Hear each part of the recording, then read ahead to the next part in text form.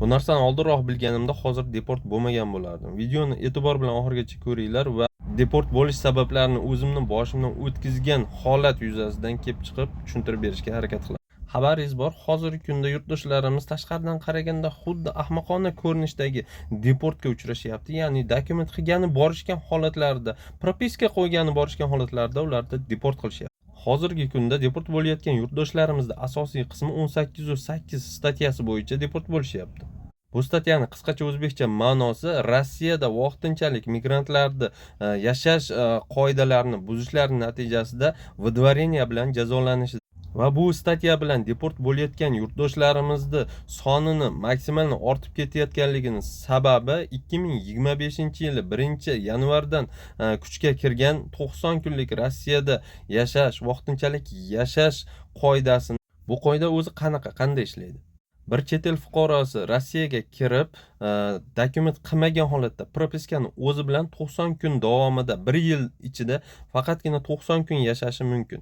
Undan o'tib ketadigan bo'lsa, avtomatik tarzda reyestrga tushadi. Kartalari bloklanadi и так далее.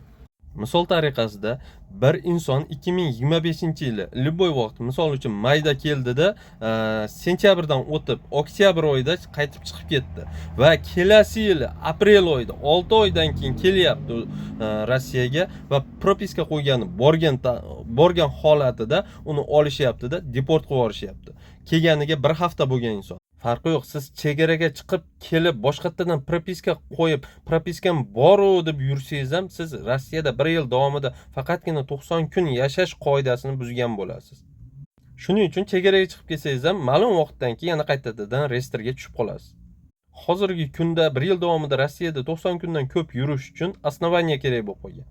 O'qishga borsangiz ham zaochno bo'lsa hisobga kirmaydi. Yoki mehnat shartnomasi asosida patent yoki RVP, vid на жительство shunga o'xshash dokumentlar qilasiz yoki 1 yil davomida faqatgina 90 kun yurasiz xolos.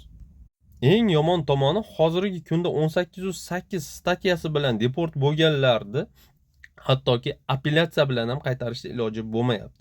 Sababi mana men o'zim Rossiyada o'qirdim.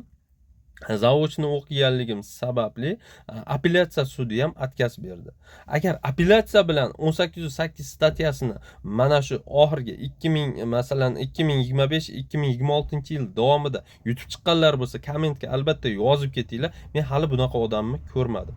Xulosa, reyestrga tushdingizmi, Rossiyadan chiqib keting. Agar chiqib ketmasangiz ushlashadi, deport qilishadi. Keyin xohlasangiz ham 5 yil davomida bora olmaysiz.